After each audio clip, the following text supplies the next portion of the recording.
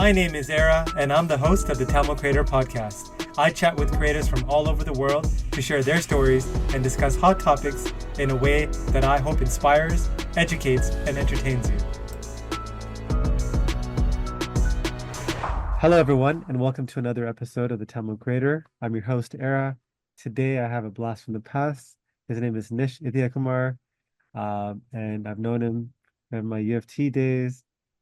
He's younger than me, but I would say more accomplished. So Nish is Vancouver-raised tech entrepreneur, currently living in San Fran, running a company called Ponyrun, which is formerly Nimbus.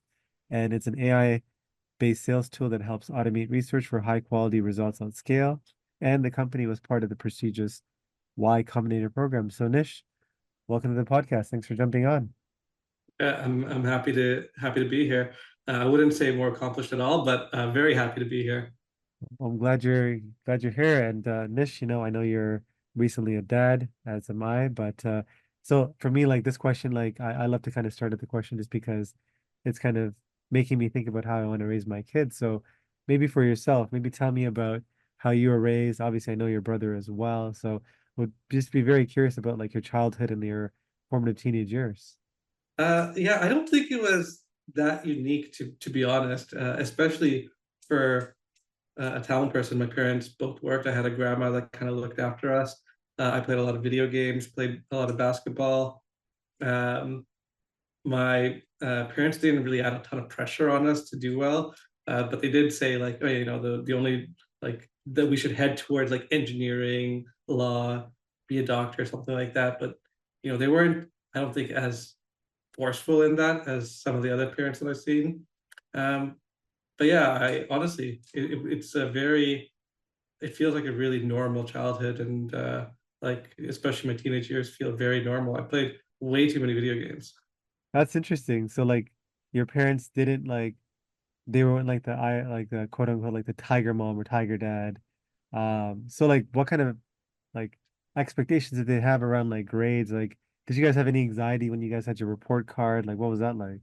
Not really. It's really weird. Like I would I would go from doing really well one year to doing really poorly some other years. I didn't really have a ton of pressure. I kind of did the math in my head. I knew that all I had to do was do well in grade 12 and I'd get into university and I was fine. Uh, one year I did the math wrong. I remember, I think it was like French 10 or French 11, because it was a mandatory class. And I did the math and I saw that I would get 51% by not taking the final. I was like so far ahead. So I didn't write the final. I got failed. Like she gave me a 49 and failed me. But my friend who went in, wrote the final, and walked away with the 46, passed. She gave him like a pass anyway. So sometimes I get the math wrong, but I was able to make it through. And just to give you guys context, I don't know if Nish has changed since then, but we had a conversation about food because I absolutely love food. And Nish told me he didn't care for food. He's like, food is just fuel for my body. If I could just eat it like in liquid form, which I think they have now, I forgot what it's called, or like something like that you could take it through his like veins, like a IV or something, he would do it. So Nish is very logical and form like, very precise. So I'm surprised you made that mistake there, but this is Uh, definitely in line with kind of what I know about you. I think she fudged the numbers to get me on that one. And like sure, I've had some great meals, but if I could, 'cause, like in prison they serve Nutrilo. If I could get Nutrilo and just like be healthy off that, I'd be good. Like What's decide what's oh Nutrilo? no no what is that equivalent like? There was a guy Soylent. that Soylent, yeah, that developer developed exactly for the same reason as you.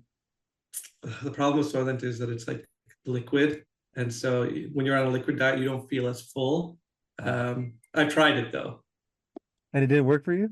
I mean, I used it. I just got tired of the flavor, but it worked.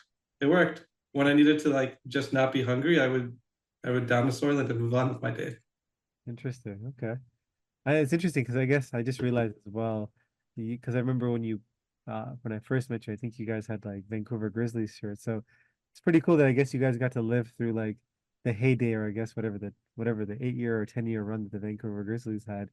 Did you have any other kind of did you have any sadness around that, or was just like how do people feel about that out of curiosity? don't know. Like I don't. That was so long ago. At this point, I know that like the city was sad with me and my friends. We were honestly, to be honest, we were more interested in playing basketball than like watching it or following it. Mm. So I can't say that I really remember it too much. So yeah, Yeah. so I know that you kind of made that move from like say Vancouver to Toronto for school, and then you kind of moved back for a little bit as well. And then you kind of eventually made your way to kind of San Fran. I don't know if it was around the same time that you started Ponyrun or Nimbus as you moved to San Fran, but like what made you kind of even move to San Fran? So I'd always wanted to work in tech. I didn't know what I wanted to do in it, but I'd always wanted to work in it. Um, I just loved the idea that you could work at a company and build something that kind of changes how people live their life, right? I think a lot of people that are from our generation feel that way. When I was in Vancouver, I tried to get into tech in Vancouver, and there just wasn't the kind of jobs I was looking for. It was mostly engineering jobs, and that's not really the kind of work that I wanted to do. I wanted to do more on kind of like how to like where to take the business. And so it was really strategic. I actually visited San Francisco years before going there. I was looking at creating a plan to be able to get there, and you know I did that by going the consulting route, finding a company that'll help move me to California, then waiting in California to find an entry job into tech, and then kind of navigating from there. So it was like strategic, but I'd always wanted to work in tech, even from when I was in high school. So even before university. So what was that process like? Was it easy to kind not easy, but was it kind of fairly straightforward to, as a Canadian citizen, to kind of move to San Fran and kind of be able to work there legally? Uh, not really. It's a little bit easier if you have technical skills, like you're an engineer or something like that.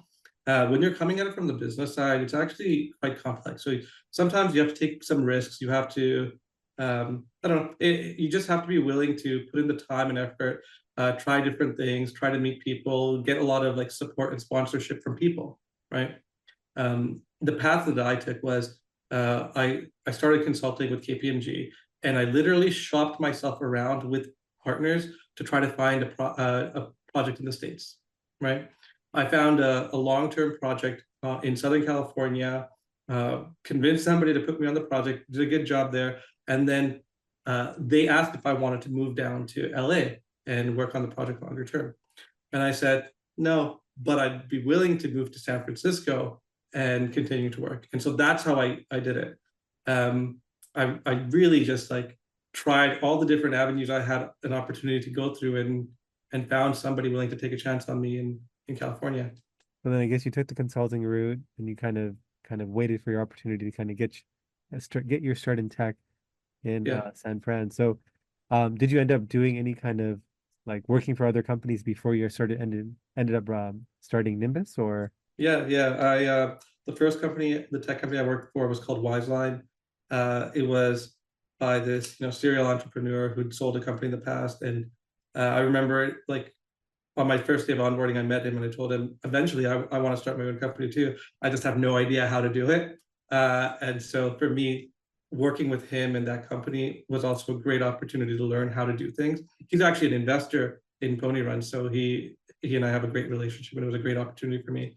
And then from Wiseline, I went to Unity. Like I said, I played a lot of games growing up, and then I had an opportunity to join Unity, which is probably the biggest video game engine company in the world. So for me, that was another great opportunity, something I got to, something very closely related to a passion of mine. So I took that opportunity, was there for 2 years, and I really didn't want to leave.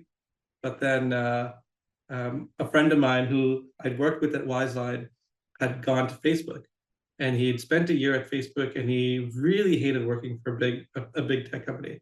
But he saw an opportunity based off of how engineers worked at Facebook, and he's like, I think there's potential to bring this to everybody else. And so we started this little side project, and we just went out and we talked to as many people as we can to see, like, is this something that they wanted, like that the market would need. We got a pretty good response on it, and so we built a little like prototype, a little like little tool, and we got people using it, and that really gave us the momentum and the encouragement to kind of do our own thing. So could you tell, I guess, for everyone kind of listening, I Yeah. guess it started off as a Nimbus. So like what the exact kind of Eureka moment of, hey, this could be something. And then maybe talk about eventually how that pivoted into Ponyrun. Yeah. So Nimbus, what we did was we did cloud-based dev environments. So engineers today, they have to set up their local environment and maintain it so things run smoothly and work on their computer as they would in production, right? Or in staging or whatever. We saw that they had cloud-based environments at all the big companies like Google, Amazon, Facebook, etc. They were building it out at the other big companies. So our third co-founder comes from TikTok. They were building it out there. We talked to all these series C, D, like very mature startups and large companies, and they were building out the same infrastructure. There were just a lot of benefits to it. At the same time, the developer experience as a movement was growing, and this was something that was so critical to developer experience. And so we got a lot of positive feedback on it. And so we said, well, we have the two co-founders that both worked at Facebook that understand the ins and outs of this. They're both brilliant engineers. They know what other engineers want. Let's go and let's build this, right? And so it was a combination of just my two co-founders loving working that way and us getting really positive reactions from the people that we showed this to. That was our great, we should do this. Number one, like as you were kind of building up that traction, did that convert into like paid sales? And then like, did you end up raising money, or like what made you even like pivot away from that name and product? Yeah. So we got into YC with that idea. We basically rebuilt everything from scratch when we were in YC. We got paid customers. We were going after smaller companies at first because that's the easiest path to building something. What we really quickly realized though was that we needed to sell to really big companies to make it worthwhile. And so we raised nearly $3 million, hired a few people, and started building towards this. Developer environments are critical infrastructure. You have to get it right. And so spent a long time building and finding design partners that had the same vision as us and building alongside them. But what we found was that, well, one, VPs and engineers, these are the people that were going to sign our check. They wanted adoption from bottoms up. But what we were building was really something that had to be adopted at a team level. So there was this mismatch between the go-to-market that the market expected versus how we were approaching it. The second thing was that the competitive landscape was getting intense, right? Microsoft had just released Code Spaces, which was effectively the same thing. And there were lots of other people that had left Facebook with the same idea. And so we were finding it becoming more competitive. And the third was one of our major competitors, the one that we probably lost more deals to. They open sourced a lot of what we were competing with. And so now we were competing with free.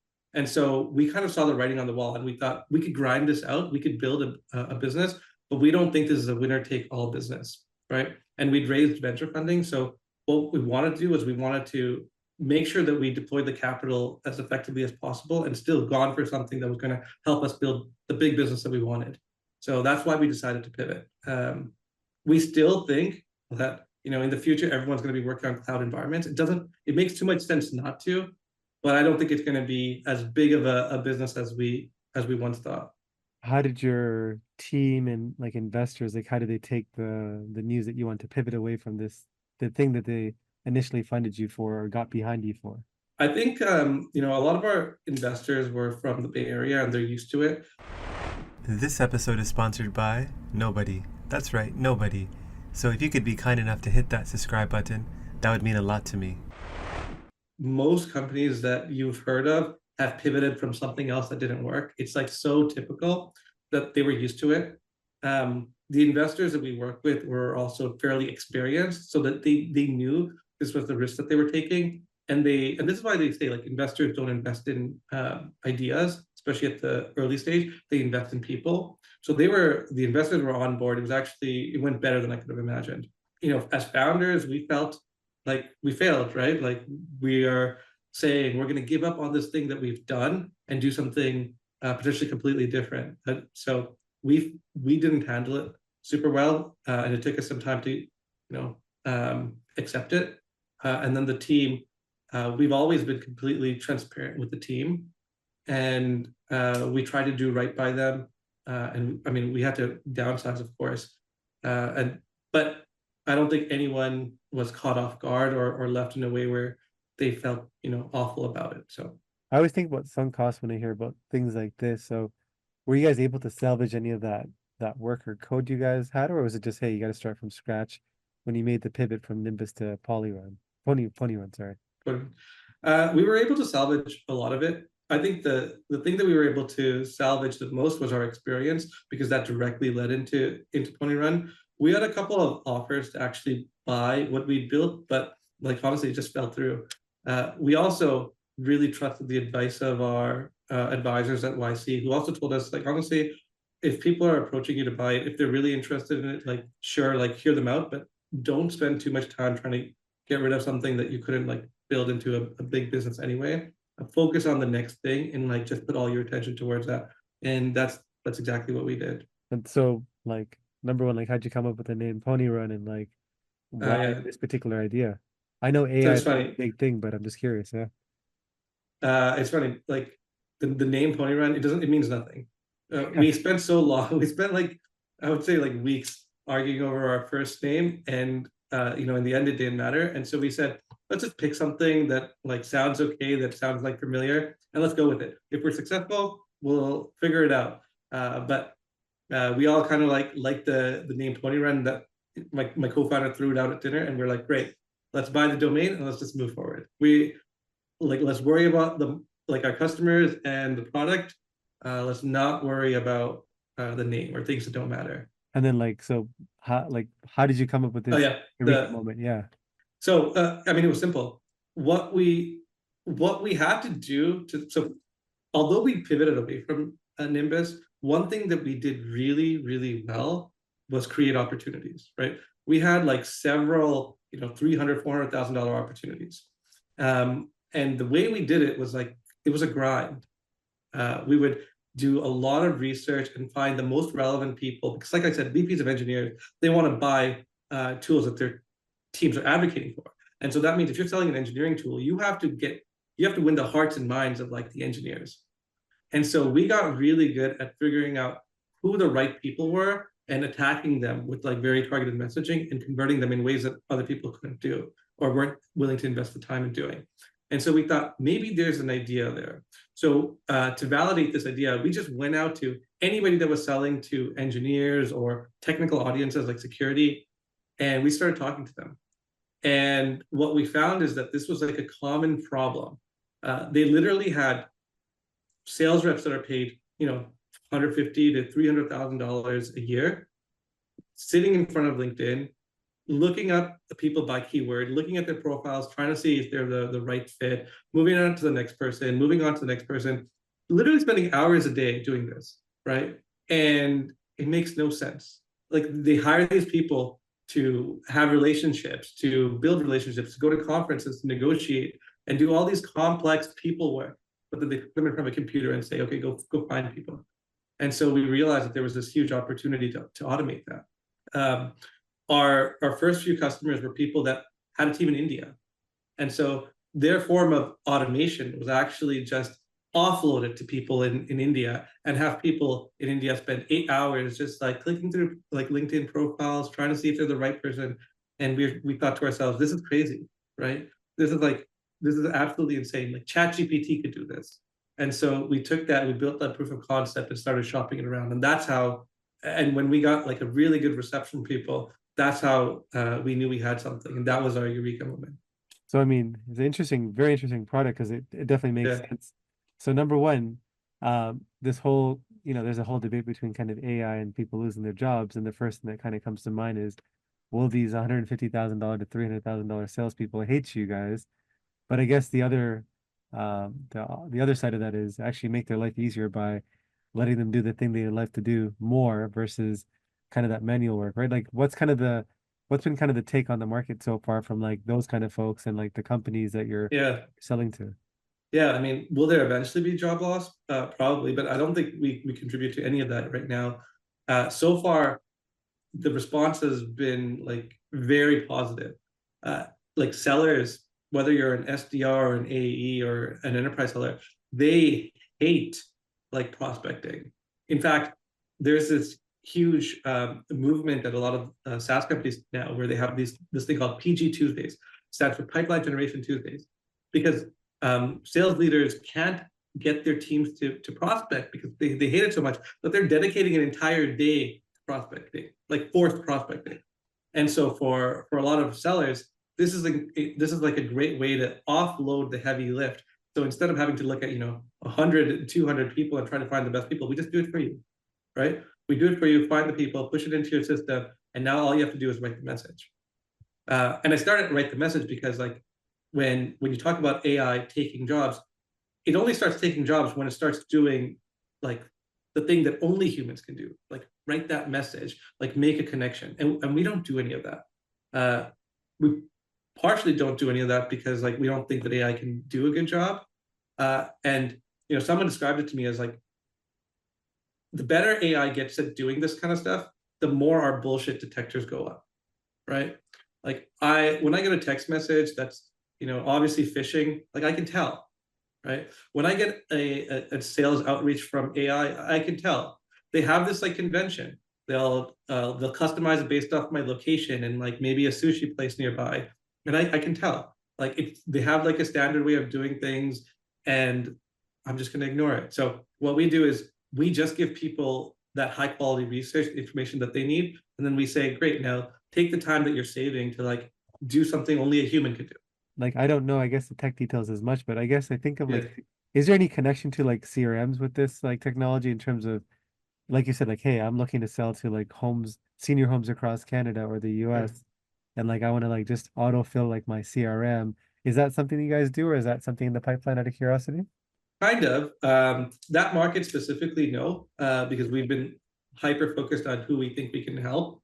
But let's say we did serve that market. What we would do is we'd find the people, we'd stack rank them from like a high, medium, low, and then we'd really easily let the seller basically click a button, get the contact information, and push it into their CRM, Got it. right?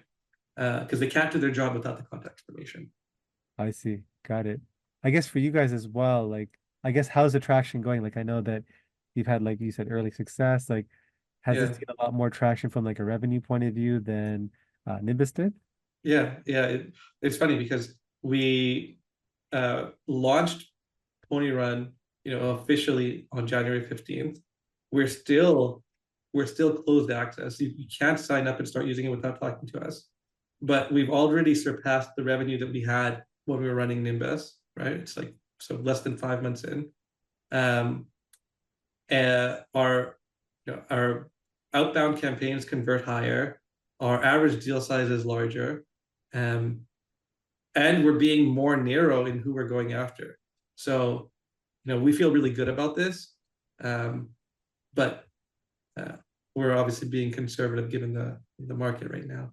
So you kind of mentioned that like you had some great Yeah. advice from like the Y-Combinator program when you guys were making this pivot of like, hey, don't focus too much on the past. There's obviously sunk costs of effort, time, all money into Nimbus that you're maybe not completely moving over to Ponyrun.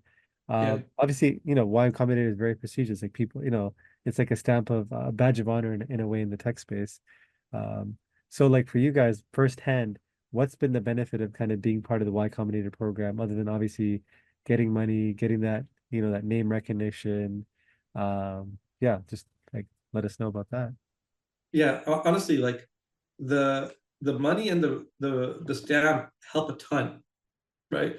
I think you can't really underestimate it. $500,000 is a lot of money, especially for early stage founders. Y Combinator also has this process called demo day, where you basically get to pitch to hundreds of investors at once, and it creates almost this like bidding war between investors. And so you're able to raise more money at a higher valuation than other companies typically would, right? So the fundraising environment for YC companies versus non-YC companies is actually like drastically different because of demo day. Probably evens out after the fact, but because of demo day, that's like a game changer on its own. Plus, if you're going into YC has some huge companies. They've been running this for well over a decade, almost like a decade and a half. There's a lot of people that run big companies and a lot of people that are connected really well. So in terms of a network, both to sell into and to get advice from, or to just bounce ideas off of, you have access to like so many people. It's it's uncomparable. I don't like Canadian alumni networks from schools are okay. The US ones seem a lot better, but the Y-Combinator network, alumni network, is like phenomenal. Like if you need help on it, something, you will get it. Yeah, I've heard from like other Y-Combinator companies, actually the Y-Combinator like company networks, because the network effect is great because you have actually other Y-Combinator companies that could potentially be customers of yours, and like it's easy to kind of get intros because Yeah, all the investors kind of invest in all these different companies and they want them to do it all well. So have you kind of seen that network effect as well? absolutely. That absolutely. And the honest truth is, for when we were in Nimbus, we leaned more into that because it was the easiest path. Um, with Ponyrun, we're trying to lean more into the people that are going to get value. One thing that we learned is that sometimes by taking the easy path, you're deluding yourself, right? You're trying to do something for too many people. Now, because we're a leaner team, we have to have a ton of focus. We're taking advantage of the YC network where possible and where it makes sense, but we're also trying to be like extremely focused. And so I know with sales at the beginning, especially you're doing sales in like non-scalable ways, like you talked about.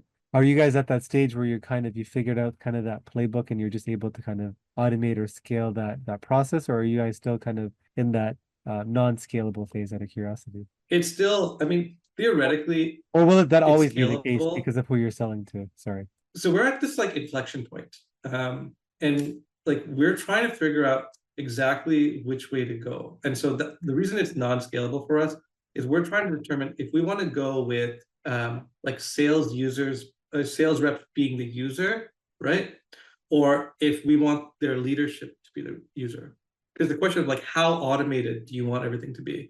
Do you want it to be like so automated that they just wake up and they're ready to like talk to somebody? Or do you want to still give them some control? And the honest truth is we have people that want it both ways. And so we're at this inflection point. So we haven't like completely figured that out yet. So it's hard for us to say, yeah, we have something repeatable that we're just going to push out. Yeah, I heard a great story with like Superhuman or like what they do now. Like the founder, like even though it's like an email product and it's not like a huge monthly cost, I think from what I've heard, they personally onboard every single email user and it's not even like a high like cost per month, which is pretty crazy. But to your point, or maybe I'm not sure if you exactly said this, but I was thinking about it, which is sometimes when things are easy, even though the technology behind it is amazing, you don't kind of really appreciate the value of it versus when you are kind of provided that white glove onboarding service, you kind of appreciate things a bit more and maybe increases stickiness to kind of your product as well versus even if something's easier to get onboarded with like an automated process, it also feels like it's easy to kind of leave versus when you talk to a human. But curious about your thoughts there as well. Yeah, absolutely. And I think the problem that Superhuman had, which is a problem that we have, is there's nothing like really comparable. Like I use Superhuman. The onboarding was critical, or I would have churned, right? The way you use it is just different than the way you use regular email. You use a lot of shortcuts and hotkeys, and you just operate differently with it. And the same thing for us. People ask us, who's our main competitor? And our competitors are a team in India, right? One person that's like hired maybe in the US to like build and hand out lists. Maybe you buy lists from like outsourcers. There's no real competitor that works the same way we work. And so unless we like bring people in, handhold them and show them how to get value from it, it's very foreign to people, right? It's they like it's hard to explain it. It's a completely new motion, a new way of working. Got it. No, that makes sense. And you have a very interesting product in the sense that you're actually able to use your product to generate more sales for yourself. It's like a very like interesting like tool in the sense that you're selling to others what you can probably show. Like I guess a case study could be your own business as well in a way, right? I don't know if that's the case, but it's pretty interesting that you have a tool that could help you like your own business. Sometimes we don't, the truth is we don't really use it as much uh, in-house for ourselves. And the reason is like we've been ultra focused on um, sellers who sell to a technical audience, like if you're selling to engineers or security teams, or if you're selling to enterprise. Because the problem that they have. Did you know that every time you left a 5 out of 5 review for this podcast, A Tamil parent lets their child pursue a career in the creative arts? Okay, that's probably not true, but if there's a chance that it is, do you really want to jinx it? Leave a review. Do it for the young creative in you. Is that there are a lot of people that look the same at the surface level. If you're selling a tool like Salesforce, great. You only need to sell to the head of sales and the CRO. That's it. Like that's it. You don't need Ponyrun. It's the same for every company. But if you're selling to uh, technical folks, or if you're selling to enterprise companies, and everyone that you're selling to looks the same, then that's where the research matters. And so for your business, for like the customers that pay for you guys, is it like Mm. strictly like a monthly or annual fee, or are there any other kind of costs to kind of get up and running as well? It's just a monthly fee. Um, we just charge by the seat. We give them a certain limit. It's probably not the ideal model for us, but it's a model that everyone's comfortable with, and we're able to get easy traction with right now. And what's your future plans with kind of Pony Run? Like, is it you guys have plans to kind of raise again, or like, some companies after doing their first raise, they just kind of not bootstrap, but they kind of just try to be profitable and kind of grow from there. Like, do you guys have an idea, or is it just still kind of TBD right now? I'd say it's TBD because we want it to be market led. If we feel like we can pour gas on the fire and really let this thing burn, and we needed to raise capital, we'll do that, right? The challenge with novel ways of working is you have to convince the market to work this way, or just to educate them and see value. And so we don't want to be forced into a situation though where we're forced to raise when we don't see, you know, the return in the immediate return. So we're trying to be as break even as possible. Well, it sounds like you guys are up to some exciting things with Pony Run, so I'm kind of glad to share that with the audience. I guess in terms of like, leaving Vancouver and you said you've been, I think in San Fran for what, 3, 4 years now? Close to 8. Oh my goodness. Okay, 8 years. Wow. Yeah, Okay. yeah, it's a long time. Is there anything you miss about home, or like, I guess looking back, do you think you could have achieved what you did, kind of in San Fran in Canada, like maybe like now, or do you think it was kind of always the right move to make to kind of move to San Fran? I think it's the right move to make. Um, I don't know if it's different now because there's so much remote work, but honestly, if you want to work in a specific industry, you have to go to where that industry is. Um, the whole reason I was able to start a company was I met the right people. I formed a network here. Like half of our investors are people that we met, right? Some are like an actual firms, but they're the people that we met or met through people that we met. So I really think that you just have to be in a specific place to make it happen. Again, could it be different now? I think so, but I still think there are advantages to being in a place with the industry and the people that you want to work alongside. Are there any misconceptions about San Fran that people have that you living there firsthand would say isn't true, or like someone that's considering moving from like Canada, Toronto, Vancouver, whatever it is, to San Fran, what's your pitch to them in terms of like outside of work, like weather, like other things? Wait, I want to know, what do you think? What do you think of San Francisco? What do you think working there's like? I've only been there once or twice, and obviously I think I was there like I think when you probably moved there first. And it was I was like, oh, it's a beautiful place. I don't know if I would move there just because I don't know people, or like the social part, but I thought it was like nice, and it was like a good city, especially if you're like in tech. But obviously, like now in the last couple of years, you see all in the news, it's always about crime, homelessness, or like unaffordability. And obviously, like the news's job is to paint a dire picture, and like that's how they Yeah, get eyeballs. But it's not, I guess, and I haven't been there in a while, so I can't validate, but it seems like it's not as great a place to live or start a business as it used to be, but post-COVID, but maybe I'm wrong, and you can tell me that. yeah. Well, if we're talking that one by one, not as great of a place to start a business, maybe relatively because of remote work. I think that might be true. Also, the market's different. San Francisco's boom and bust. I wouldn't say it's bust, but it's definitely not booming like it was, 5, 7 years ago. Yeah, I think that crime did peak, especially like property crime, theft. Every time, like not every time, but like a quarter of the time I go to the Walgreens in the Mission here. I live in the Mission. Yeah, I see people like stealing. So definitely true. People I know that have cars get their cars get broken into. So definitely true. I think a level of that's always been there. Homelessness. I first came to San Francisco in 2013. I was blown away by the amount of homelessness, to be completely honest with you. So yeah, definitely a homeless problem. I think all that's been here for a long time. Is it worse? Much worse? I don't think so, to be honest. At the same time, a lot of those problems are concentrated in like specific areas. San Francisco is a small city, but there are definitely areas where you can get away from that. So I do think the doom loop that the media paints, I wouldn't say it's fair, but the city is not without criticism for sure. Like it's not perfect. What's your favorite thing about living in San Fran other than work? Honestly, it's a beautiful city. Like in the States, New York, Chicago, and San Francisco are like are very unique, and no city in the States looks like San Francisco. The hills, the buildings, like it is just I'm in awe of its beauty like every day. I also think there's incredible food here. The transit's great here. Again, like in the States, not a ton of cities with great transit systems, right? Uh, the weather, like I operate in Celsius. It's like between 17 to 20 degrees most days. In the winter, it drops to like maybe 12 or 13 degrees. The weather is like perfect all year round for me.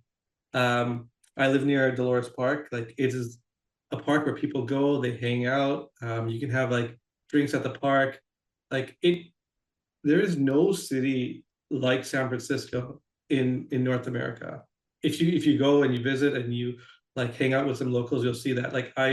That's why it's really hard to compare, because if you're comparing things like, oh yeah, homelessness, crime, well yeah, like a lot of cities struggle with that. But if you look at like the specific unique things that San Francisco has, like there's no other city that has it. Sounds like Visit San Francisco should hire you as an ambassador. Yeah, like I guess in terms of it kind of relates to the next question, which is, I didn't realize you were there for 8 years, so time definitely Yeah. flies. Like where do you see yourself like personally and professionally or in the next like 5 years? I know it's kind of a hard question to ask. It sounds like an interview, one of those dumb interview questions, but I gotta ask, I'm sure you thought about it, so Honestly, like I see myself building Ponyrun. Uh, we have a good runway. I think we have traction, and we're working on something interesting. And like for me, I just really enjoy building something. Like even when we were doing Nimbus, like do I care about developer tooling? I'm not a developer, so I no, not really. But I love the feeling of building something and having someone react to it, right? Having somebody like tell you they love what you've done, and there's nothing else like it. That feels incredible. I talked to somebody today, and basically like they were telling us that they used to prospect around like 20 people a week, and with Ponyrun they do 120. Blows me away. I love that feeling. And so whether it's Ponyrun, whether it's something else, like I hope it's Ponyrun.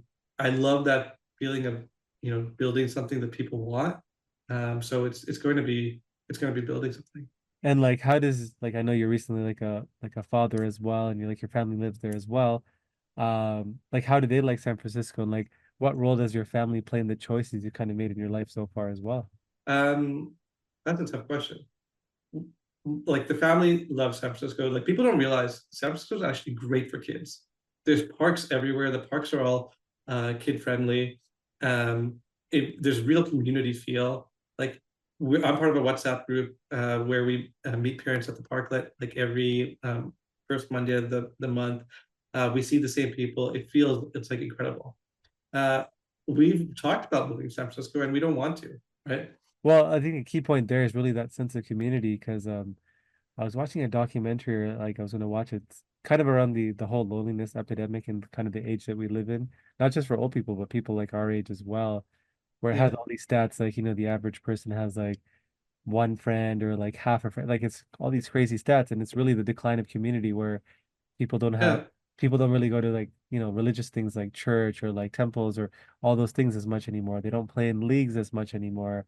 They don't like have like they don't talk to their neighbors. So that was yeah. just kind of interesting that you said that because that I mean that would make it a pretty unique city if it kind of because I think of New York City and like New York City, obviously I love the energy and the awesomeness of, or the like the largeness of New York City, but I don't think of community as the first thing. So it's interesting that you talked about community as kind of the defining thing that you liked about San Francisco, other than the beauty and like being in tech. So that's pretty cool. This would be like a question you probably, think about, or but in terms of like a failure or learning lesson you've experienced with either doing Nimbus or Ponyrun in the last couple of years, like what's been that quote unquote failure or learning lesson? Like what did you learn from that? Yeah, honestly, like when you're a founder, and you probably get this, like there are a lot of failures. You have to take a lot of bets, and when you get it wrong, you've learned and you iterate, and then like you move on. And I guess my big learnings are more related to building something that people are willing to pay for. I think a lot of people, when they want to build a company, myself included, you think about what you want and how you want things to work, and there's a lot of like ego with feeling like what's best. And my biggest learning from my hundreds of failures in the last like 2 years doing this is to like let your ego go and to like really let people tell you what they want and to really listen. Like you think you're listening, like sometimes I think I'm listening, and 6 months later, or 3 months later, I'll finally understand what they said, because they can't tell you the answer, but they can tell you what's wrong, and you kind of have to put the pieces together. And so for me, it's like letting my ego go and really listening to what people want. It sounds simple, but it's like honestly, it's so hard to do. No, I mean, I guess they call it active listening. And like, there's a book I was reading about kind of charisma, and like Yeah, most people think of charismatic people as like big personalities and all of that stuff. But the most charismatic people are actually the one defining thing they have is they're really good active listeners. Like they really listen. So just like in product discovery, you're like really listening. You're not like waiting to kind of speak. Like yeah. sometimes I do this for sure, where I'm listening, but I'm waiting to kind of say what I need to say versus like really stopping and like, what are you actually saying, and digging further. Um, so no, I definitely, that's a good one, because I think I still somewhat struggle with that at times. Um, where I'm like, oh yeah, like I know what you're about to say, but I don't actually let them finish or like get to that detail that would kind of unlock everything. So that's a good one. This kind of, That's oh, sorry, go ahead. Yeah. that's really dangerous too, because I fall into that trap, and I know that like when somebody starts talking, I'm like, oh, I know where this is going, I know what they're saying, and I'm not listening. I make so many assumptions without knowing that I'm making assumptions, and then I completely miss the mark, and I've derailed everything. It's such a dangerous way of thinking and acting. So yeah, one of the things I really try is to be as present as possible, and to like really listen, and just not make any assumptions. I think the reason why people don't work on that skill, especially in tech, I think it's like everyone thinks they can be a Steve Jobs, which who he didn't really Yeah. like do that per se. Like he was one of those rare people that can be like, no, I know what people want, and he created that thing, right? But very few people are Steve Jobs. I think most people should aim to be, hey, listen to what people are telling you they want, like whether it's at the surface level or like underneath, like that iceberg, and then that will kind of help you create a great product or experience. So I know I feel like that's kind of one of the things. Like everyone thinks they can be a Steve Jobs or Elon Musk, but it's like those guys are like extreme outliers. So yeah, this is kind of related to kind of identity, and it's kind of one of them is really the fact that you're from San Fran and you currently live in Vancouver, and obviously being Tamil. Just curious, like what was the community like in Vancouver, and like what's it been like in San Fran, if at all? I mean, I don't know. Like that's what I'm kind of asking, because I know there's a community in San Fran, but obviously it's nothing like Toronto, which is like a very unique place for the Tamil community. I don't know if there's a connected community here. Um, there there aren't even any like true Tamil or like South Indian, like well, there's a few like restaurants, right? The Tamil community, or the Tamil people in San Francisco, are typically from like everywhere else. And honestly, the city is transient, and whether this is a positive or negative, like a lot of the people come here and then they leave. So they're not really setting up like a Tamil community that kind of sustains itself. Money can be hard to come by, but here is a $100 opportunity for you. Join my free newsletter for free exclusive content and a free chance to win $100 when I hold special draws. Did I mention that it's free? Maybe I'm wrong, and maybe I'm not plugged in into that community. in which case like somebody hit me up. But yeah, I don't really know. And in Vancouver, there's a community, but again, like I just wasn't super plugged in into that. It's nothing like Toronto. Honestly, like yeah, in North America, is there any place that has a bigger Tamil community than Toronto? No, right? Well, even like Not even close. well, even outside of India or Sri Lanka, it's like the largest diaspora. Like, I mean, maybe London is somewhat of a close second, but Toronto's very Singapore, Singapore too, but it's very, I would say it's like different, is the word I've heard from people that live in those yeah, parts of the world. Like Toronto's a very unique, Toronto's like the New York of like like, I feel like people want to come do concerts here to kind of reach the Tamil community, and it's like a very interesting place. I didn't realize how yeah. unique it was until I talked to people across the world and they're like, oh, I wish I lived in Toronto specifically for that reason, but they have other reasons for living to where they do. And I guess another kind of reflective question for you is, you know, thinking back to 16-year-old Nish and like where you are today, like what's the advice that you would give him if you can kind of, have him sitting in front of you? I would say I would tell 60-year-old me uh, to reach out to more people and ask for advice and help. I wasn't very good about. I felt like I think at 16 years old I was a know-it-all. Uh, I felt like I knew what was best. I and like this is honestly even into like my 20s. Like I just kind of like operated with whatever research I could do on my own. I wouldn't ask people for advice. I wouldn't ask people for their experience. Like I did my MBA. I didn't talk to a single person about like their MBA experience. That's like so stupid. I just kind of like did my research. Maybe I like went on some forums and like talked to people there, but I didn't really think of that as a way to get like good quality information and consider it again. Like this is like being an active listener. Like I just operated under my own assumptions too much. So I would really say like you know you should like I would tell 16-year-old me that I should value other people's experiences and really like listen to them. Like I think at that age I thought their experience was dated or not relevant to me, and I was like honestly very wrong. Interesting. Yeah, that's something I exactly struggle with too. I guess the opposing side of that I think of, like, I definitely agree, like, yeah, asking people for their perspective versus just relying on your own research. But what do you think about sometimes when you ask too many people or like get too much information? Sometimes it's like, when you have too much choice or information, sometimes you get overwhelmed and not overwhelmed, but like it sometimes steers you in the wrong direction because there's so many different voices versus having yourself as kind of the defining voice but shaping it with like other people's kind of advice or experiences. Like, what do you think about that? I think like if you talk to a bunch of people and they all give you different advice, then it is like your voice that's like defining what to do. It might be complicated, but it's you.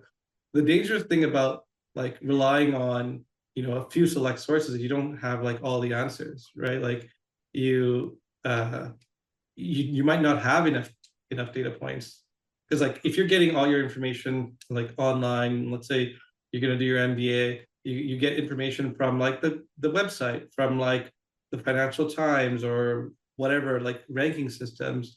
You get it from like Reddit. Like you might not have enough of a diversity of information. Like when I went through it, like in hindsight, some of the information I got was like wrong, right? Like every school will tell you about like their employment rates and their average salaries, and then you look at like the fine print, and it's like, oh, 6 months after graduation, or like there's a lot of people are positioning their information differently to I don't know to just seem like it's higher value.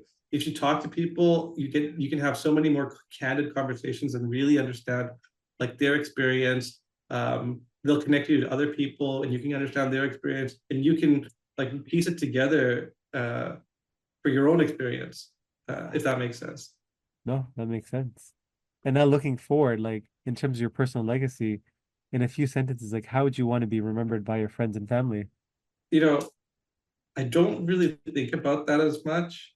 I think they'll remember me as like positively, right? Like I try to be a good person. I don't know. It's like I don't know how to answer this because like I don't really worry about that because I like I'm confident that they'll remember me positively. I try to focus more on like things that are in my control and just like let people like take from it what they will. I don't know. That's not a good answer, but I don't really think Oh, about I like that. it. It's a candid answer.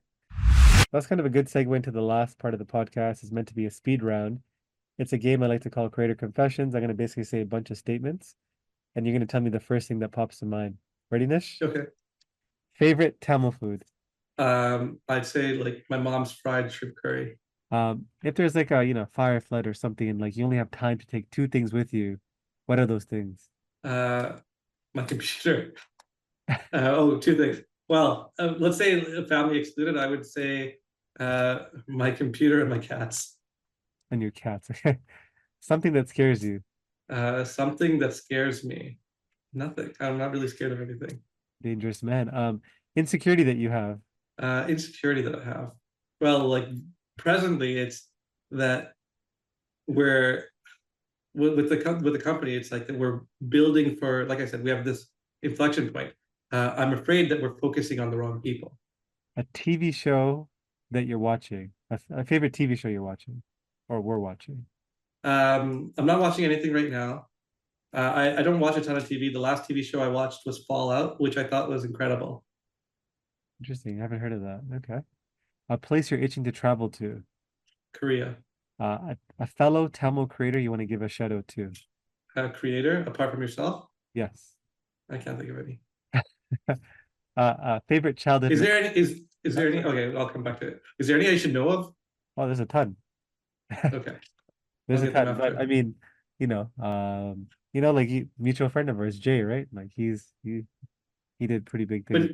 yeah, wait, I thought you meant like content creator when you Oh said no, no, creator. not like when I say creator, like that's the whole thing. A creator is just anybody putting something out there, whether it's content, it could be like yourself creating like a product being used by people and being impacted, or there's different ways to create like Oh, in that case, yeah, uh, Jay for sure. yeah. Favorite childhood memory.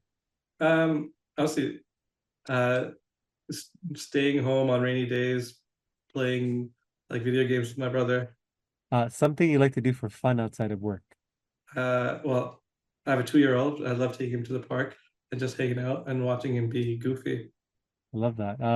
Favorite movie of all time. It could be Tamil, English, or both. Of all time, I have to give it up to The Lion King. It's been my favorite movie for as long as I can remember. I still watch it every once in a while. It's like a masterpiece. Do you hate the remake of it? The remake wasn't bad. Ah, Like it still hits all the good points. Like I don't prefer it, but it's not bad. yeah, it's so funny. Those Disney classics, like I think I just watched Tarzan again, like the newer version, and Jungle Book, and there's something timeless about those pieces. Now I really like as a kid, you're like, oh, whatever, it's like one of many. But now as an adult, it hits you different, especially as a parent now. All these movies hit Yeah. me differently. Um, what's something that you could benefit caring less about? Something I could benefit caring less about my hair. Oh, interesting. Okay. Like honestly, yeah. Like I'll throw on a hat just so that like my hair doesn't look crazy. Uh, I think one thing that I'm really good at is not caring about things that don't matter. Like you said in the intro, I'm pretty logical. There's a lot of like I just don't care about a lot of things. If it's irrelevant to me or I have no control over it, like politics, stuff like that, like I don't have any control over it. I'm not gonna let it bother me, right? So yeah, Very stoic. What's a decision you've been putting off for a while? decision I've been putting off for a while. No, there's nothing that comes to mind. What's a purchase you've made that you've splurged on recently, like the last few years, that you have no regret about? That I have no regret about. Yep. Uh, Honestly, that I have no regret about anything. Like I don't really regret anything. Like I like last month I bought a Quest 3 because I wanted to see what that was like. No regrets. I have it right here. I haven't used it a ton, but I think it's really cool, and I'm a fan of like technology, so I love playing around with it. Um, like, yeah. Age you want to retire by, if at all. Um, it depends on like what retirement is. Like, does retirement mean like working because I have to? The retirement is like the way I look at retirement is being at a stage where you do what you want when you want with who you want. So that means like you're not doing things strictly because you have to work for money. It's like you're at a Yeah. stage where you can work, but you're doing stuff that you like doing, or I don't know. Yeah, that's how I look at retirement. Yeah. I don't know. The sooner the better. I'll say like a nice round, let's say 50. But I'd probably just like, I feel like I'm not tired now, but like I feel like I'm doing what I want now. If I didn't have to do this for money, I'd still be doing this. So I'm very fortunate in that sense. Got it. A celebrity whose life you'd want to experience for just one day. Yeah. Are these meant to be this hard? These are just like Uh, these are these questions I just ask myself, and then like, oh, I'm gonna ask people just to see what they yeah, a celebrity whose life, honestly, like I know, like there's nobody. Like I don't want to be any celebrity. Like their lives don't seem that great to me. Like what's the, like, they're yeah. I don't think celebrity lives are that great. Hmm, I agree. Uh, what's a book you've read or a podcast you've listened to recently that's had a big impact or has had an impact on you? Well, the one you were talking about. It's not a book or a podcast. It's kind of like a just like a YouTube video, but on the loneliness epidemic. I I think about that a lot because I like I said, I don't really think about things that I don't have a control over, but I do think that that's like a really interesting phenomenon, and I do think about like the long term, especially with like now that I have a kid, the long term impact of like some of these societal changes, right? Because I don't see that reversing, and I'd love to see that reverse, but I don't see it reversing. Yeah, I think it's gonna be as technology. I think as technology becomes more prevalent, I think people are gonna long for. That's why I see like a trend of like people going to like dumb phones or having like a smartphone and like a dumb phone or like going back to physical book pages or listening to vinyl records. I think Yeah, people are starting to they like the benefits of technology, the hyperconnectivity, all of that, but sometimes it's too much. It's like the Matrix when you're like everything's plugged into your brain. You're like, you know what? Sometimes you got to just go back to nature and like and like they say like even the average kid this age in this day and age, they spend like 25% of the time they used to being outside. They're playing video games, but like I feel like back in the day I played video games, but I also was outside, like you said, like playing basketball or doing this. But now it's like yeah, just kids are just spending their time virtually. They never have friends, or like they have very like low amount of friends. I think it's very dangerous. Like, I think it's like I think people joke about the whole Elon Musk thing of like humans reproducing or whatever, like and making that joke, but there is something to it. If people are not connecting socially and not quote unquote like reproducing, I'm not saying that's the reason to kind of go out there, but there are huge impacts that can be felt down the line where like populations of like developed countries will like decline huge like immensely, meaning there's a huge brain drain. Like the old population will be like that. If you look at the, the graphs or like whatever it is, if you have like a lot of people in your old people in your country and very few young people kind of replacing them, there's a huge strain financially, right? Like, I mean, I think about these things as a documentary. I sound smarter than I am based on that, but it's all from that documentary. I was like, you don't think about it, but it's like crazy. Like, we could be the last of that group of people that were more social. And like, I even feel like with like friends groups or just seeing generally like the trends, like people are staying less connected because they have WhatsApp, they have Instagram. You feel connected, but you're not really connected. I don't know. That's like my whole rant on that, but yeah. No, I agree. Eh, like I don't know if people are gonna like take up dumb phones though. 'Cause I really don't think. I think it's like hard to make a choice like that, right? And to not just like have it as like a novelty or like, but to like actually like live that way, and like just because you do it doesn't mean everybody else in your life is going to do it either. well, that's why Black Mirror is such a crazy show because everything they predicted in that show is, I feel like it's already come to fruition or will come to fruition. Like, you know, like Sim City, I used to play that all the time and it was like fun simulating stuff. But I think people will spend like that game Second Life, or I saw it somewhere, like people will spend whole hours of their day, like 12 hours a day, living virtually and like and having maybe a better life in their mind in this virtual world than in their real world. Like they might be lonely in their real world, but in that second life, they might feel like they're popular or like they have friends. I don't know. It's gonna be interesting. Like, I think it's a very like you hit on it, but I spend a lot of time thinking about it because I think it's a very underrated trend.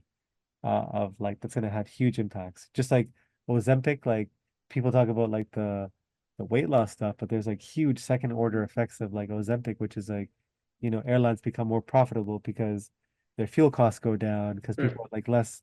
I guess it's crazy, like all these things that you think about, but I think loneliness is going to be a huge thing because I deal with it in the senior space where a lot of seniors are like lonely, but it's trickling down to people like our age or even younger, which is not good. So Yeah, and yeah, I don't see a solution, and that's one of the things that AI is like really good at in the short term, which is like pretending to be human.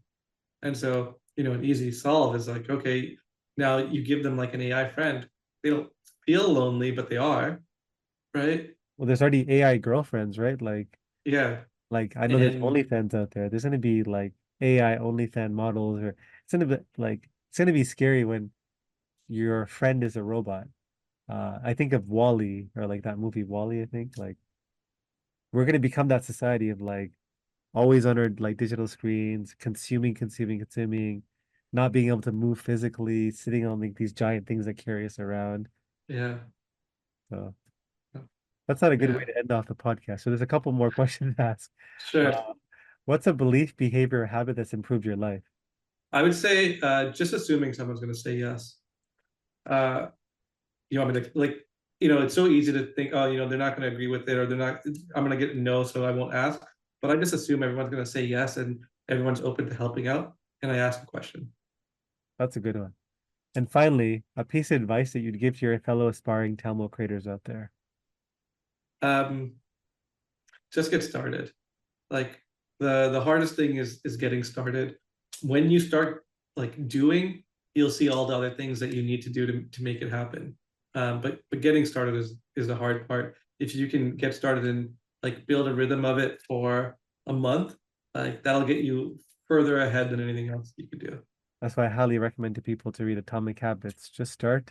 It's like, if you want to work out, lay out your workout clothes or just wear them to bed. Yeah, Remove those barriers. So it's a good one. Nish, this has been great. Thank you for kind of jumping on and sharing kind of your experiences.